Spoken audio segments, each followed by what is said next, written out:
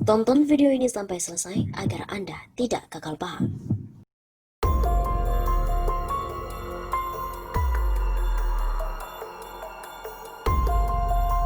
Kendari rusuh, ratusan massa mengamuk. Ratusan massa dari salah satu LSM lokal melakukan aksi anarkistis di Jalan MT Haryono hingga Pasar Baru Kendari, Sulawesi Tenggara pada hari Kamis 17 September siang. Selain mensweeping warga, mereka juga merusak sejumlah lampu merah dan memecahkan kaca-kaca. Bahkan segerombolan massa yang membawa senjata tajam tersebut juga memasuki pusat perbelanjaan Lipo Plaza di perempatan Pasar Baru Kendari sehingga membuat kocar-kacir pengunjung mal tersebut. Aksi mereka pun terekam di video amatir warga sehingga viral di media sosial. Tak diketahui apa sebabnya massa yang sebagian membawa senjata ini melakukan aksi blokade jalan dan sweeping terhadap pengguna jalan yang melintas di kawasan MT Haryono hingga Pasar Baru Kendari. Kabid Humas Polda Sultra, Kombes Pol Ferry Walintukan, membenarkan adanya aksi perusakan oleh sejumlah warga tersebut. Ya, memang ada aksi pengerusakan oleh sejumlah massa di sepanjang jalan MT Haryono, namun bukan kerusuhannya ya. Cuma mecahin kaca-kaca dan lampu-lampu, dan memang ada sejumlah orang yang nakutin warga yang melintas. Begitu kata Kombes Pol Ferry Walintukan saat dihubungi oleh redaksi pada hari Kamis 17 September. Kabid Humas mengatakan keributan diduga dilakukan oleh sejumlah warga dari salah satu LSM lokal. Sebelumnya, massa tersebut memang melakukan demo terkait adanya salah satu postingan tokoh masyarakat yang dianggap menghina di media sosial. Namun itu sudah selesai, dan walaupun demo yang dilakukan mereka tak berizin, namun tetap dikawal sejumlah aparat kepolisian. Tapi usai demo dan tanpa pengawalan, ternyata mereka melakukan pengerusakan. Begitu kata Kabid Humas. Menurutnya, situasi Kota Kendari saat ini sudah lebih kondusif. Namun, aparat keamanannya pun masih berjaga-jaga di lokasi. 5 anggota organisasi masyarakat yang melakukan amuk massa di kawasan Jalan MT Haryono, Kota Kendari, diamankan oleh polisi.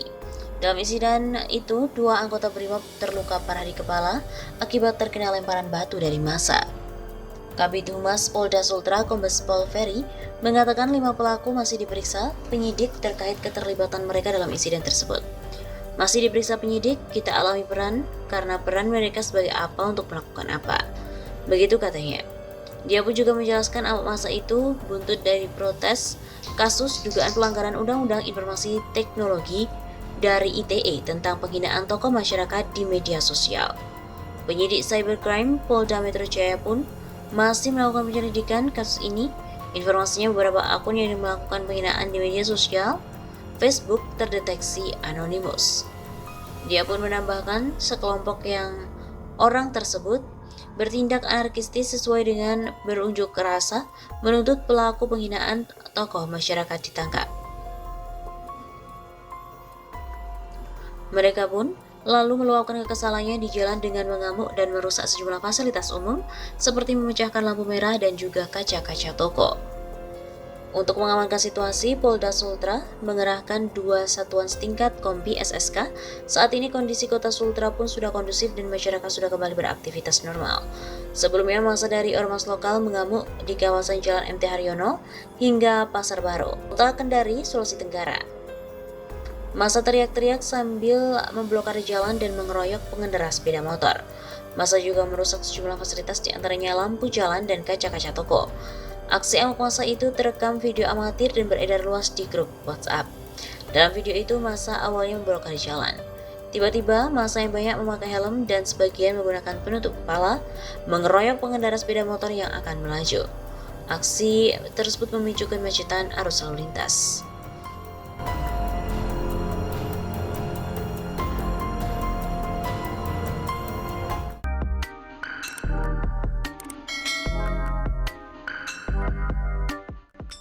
Kapolri harus segera memeriksa Polda Sultra atas penangkapan perekam video kedatangan TKI Cina. Kapolri Idham Aziz didesak untuk memeriksa anggotanya di Polda Sulawesi Tenggara atas penangkapan seorang pria yang telah merekam video kedatangan tenaga kerja asing atau TKA asal Cina di Bandara Halu Oleo, Kendari, Sulawesi Tenggara. Hal itu perlu dilakukan untuk mengetahui kejelasan sebuah perkara dalam penangkapan itu. Apalagi video yang direkam merupakan sebuah peristiwa yang benar terjadi, yakni sebanyak 49 warga negara asing asal Cina telah mendarat di Kendari. Kapolri sebagai penyidik dapat memeriksa bawahannya, anggota Polri, dan memeriksa setiap orang ataupun jabatan yang dibutuhkan agar sebuah perkara bisa membawa terang dan juga jelas perkaranya. Ucap Ketua Koordinator Pelaporan Bela Islam atau Korlabi Damai Hari Lubis pada hari Selasa 17 Maret. Dengan menangkap pria yang telah merekam video tersebut, maka bila terdapat kelalaian ataupun kesalahan terletak pada anggota Polri, Kapolri ini dapat memberhentikan dari keanggotaan Polri ataupun mencopot jabatan strukturalnya.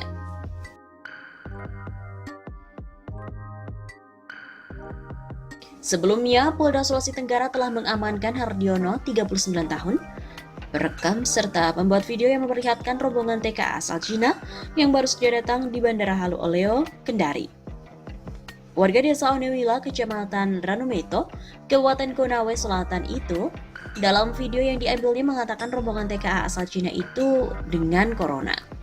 Corona lagi, satu pesawat corona semua, ucapnya saat merekam kedatangan TKA itu. Usai ditangkap, Hardiono pun juga meminta maaf atas aksi merekam video yang telah ia lakukan. Katanya ia telah mengakui kesalahannya dan meminta maaf yang sebesar-besarnya. Ia pun berjanji tidak akan mengulangi perbuatan itu dan tidak akan mengulangi, maka ia juga siap dihukum sesuai dengan hukum yang berlaku. Begitu kata Hardiono dalam video klarifikasinya usai ditangkap oleh polisi pada hari Senin 16 Maret kemarin.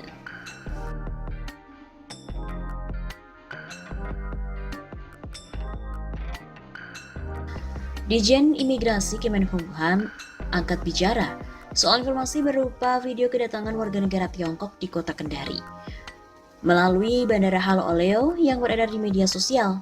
Mereka diviralkan dengan narasi video positif corona. Kabag Humas dan Umum Direktorat Jenderal Imigrasi Kemenkumham Arvin Gumilang membenarkan imbauan 49 warga negara asing yang mendarat di Kendari itu berasal dari Cina. Arvin mengatakan warga negara Cina tersebut tiba di Kendari dalam rangka uji coba kemampuan bekerja. Bahwa benar mereka menggunakan visa kunjungan B211 yang berlaku 60 hari.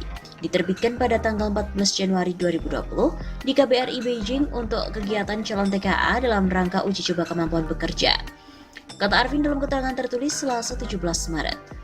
Arvin juga menuturkan lebih jauh bahwa warga negara Cina tersebut sempat singgah di Thailand pada 29 Februari 2020. Berdasarkan surat sehat pemerintah Thailand, kata Arvin, 49 warga negara Cina itu telah dikarantina sejak tanggal 29 Februari sampai 15 Maret 2020. Surat tersebut telah diverifikasi oleh pihak perwakilan RI di Bangkok, Thailand pada tanggal 15 Maret 2020. Begitu kata Arvin. Pada tanggal 15 Maret juga, lanjut Arvin, warga negara Cina tersebut terbang ke Jakarta. Mereka diklaim telah diperiksa kesehatannya oleh Kantor Kesehatan Pelabuhan atau KKP Soekarno-Hatta. Arvin menegaskan warga negara Cina tersebut dinyatakan layak untuk masuk ke wilayah NKRI karena telah menjalani proses karantina. Selain itu, dalih Arvin, KKP Sutai juga telah menerbitkan surat rekomendasi berupa kartu kewaspadaan kesehatan pada setiap orang tersebut. Berdasarkan surat rekomendasi itu, petugas imigrasi bandara memberikan izin masuk pada tanggal 15 Maret sebagaimana tertera dalam paspor tersebut.